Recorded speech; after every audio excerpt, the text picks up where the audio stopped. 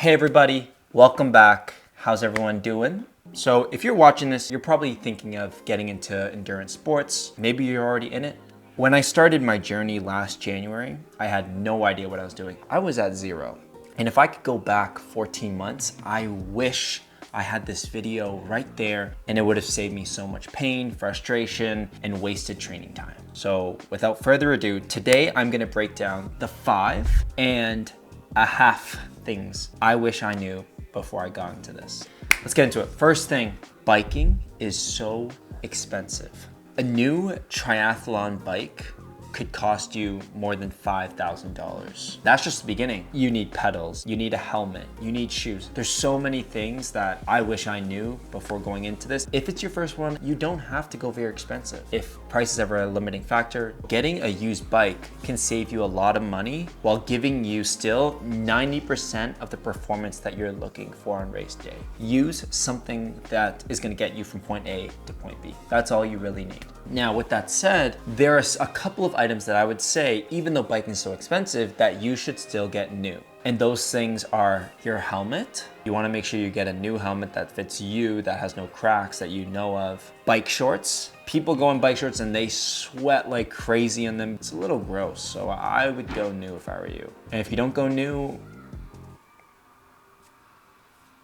I don't know. The second thing I wish I knew, triathlon is a sport of 3 disciplines. You got swimming, you got biking, and you got running. The last one that no one talks about is nutrition. The more you go into it, you realize you need to make sure you're properly fueled before your workout. After a workout, you need to make sure you have the right fuel for recovery. Nutrition is the 4th discipline, which also means during your workouts, you're gonna have to be eating things. I remember on my first Ironman, I did one of these training sessions. I did a 5-kilometer run and then a 90-kilometer bike ride.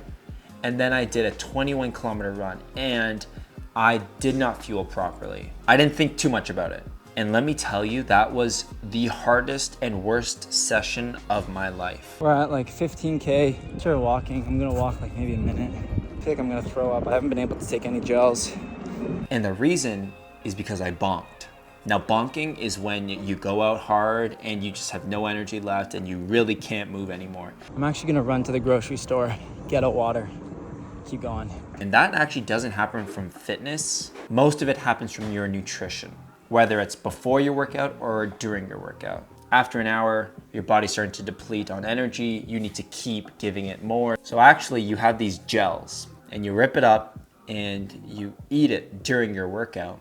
Give you the sugar, give you the energy that you need to continue the workout and to make sure you're feeling good. I think when I started, I heard what gels were and I thought that was the worst thing ever. And then you actually try it and it's the worst thing ever. So I don't know many people that have good experiences with them, but that's the way that you kind of fuel during a workout. Maybe you want to do a little bit more research, but if you don't fuel properly, no matter how hard you trained, it can make or break your race. Focus on your nutrition. All right, third thing, it becomes your personality. People are gonna come up to you and ask you, hey, I'm really happy for you. What's Ironman again? Oh my God, that's awesome, you're doing an Ironman. When is it? What's the distances again? When you're eating, you wanna eat healthy, you wanna eat a lot of food. There's so many different disciplines like swimming, biking, and running. You're gonna wanna continue to learn more about each one. So when it comes to running, you wanna learn about perfect form, what's the new shoes? Is there any gear that I can continue to get? You start to think about that. My water bottle now is the Ironman one. Your friends are probably gonna call you and say, hey, are you biking, running, or swimming right now? And so it really does become a lot of your personality and it's all really fun. There's nothing wrong with this. You're just always thinking about it. Okay, number 4 was that it never gets easier. When you start this journey, you think, I'm gonna have to be disciplined, I'm gonna have to, work hard, I'm gonna have to wake up really early. And you think it starts to get easier as you continue to do it. But the truth is it doesn't. It doesn't. Waking up at 4 a.m. is never easy. Waking up at 5 a.m. is never easy. Just because you get into a routine doesn't make it normal. I heard this quote, it doesn't get easier, you just get better. And I think that was huge for me. You start to get better at not listening to the no's and start listening to I'm gonna do one more lap. I said I was gonna do this, so I'm gonna make sure that I do it. There are gonna be times you don't wanna do it. And that's something I hope you guys know, that you're just simply gonna get better. 5th thing is KISS. Keep it simple, stupid.